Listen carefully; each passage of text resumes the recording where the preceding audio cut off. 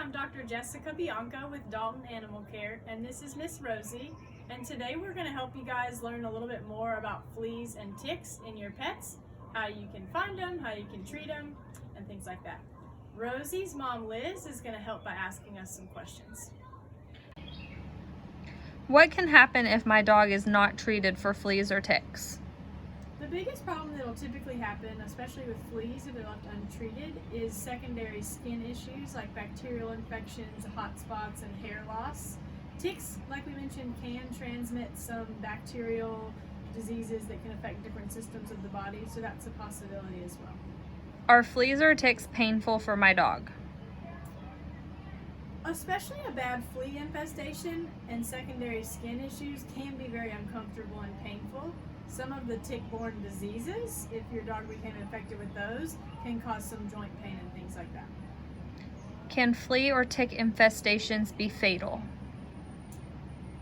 If they were infected by one of those secondary bacterial infections, occasionally those can have some life-threatening complications.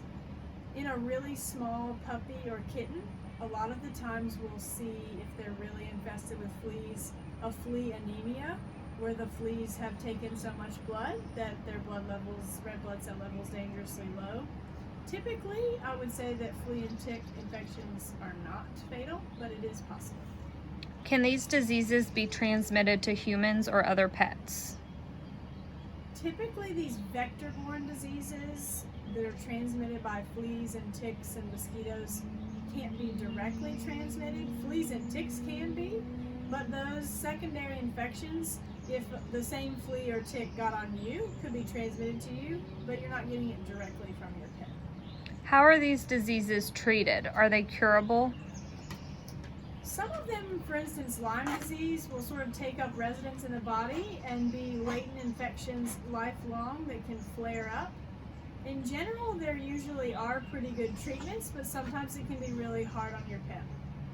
Is flea or tick treatment painful? The treatment itself is not painful. Is flea or tick treatment safe?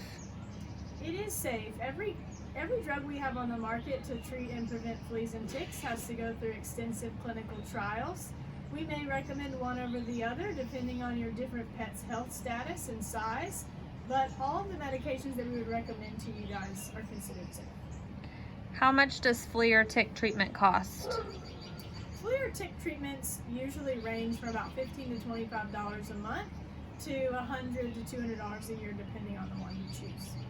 How long will it take to get rid of all the fleas or ticks in my dog's environment? So when you start treating your pet, the fleas and ticks start dying really quickly, but generally it takes several life cycles to get rid of all of the fleas and ticks that are infesting the environment. That can take anywhere from 3 to 6 months and requires some diligent treatment of your pet and the environment during that time. How can I clean my dog's environment after an infestation? That's a good question. I think that vacuuming inside the house is a really good way. Using those safe products to treat furniture, houses, having pest control come to treat your premises are all really good ideas. Continuing to treat your pet is also the best way to prevent another infestation from happening. Do I need to treat all pets in the home if only one is diagnosed with fleas or ticks? Absolutely. If only one pet is the most susceptible and that's the one that you're seeing it in, that doesn't mean that the other pets don't have them. Especially once you start treating that one pet, they're going to jump off of that one, and the ones that don't die may go on and infest your other pets. But they're always going to be reservoirs if they're not treated for another infestation in your household. Is it safe for children to be around my dog during treatment?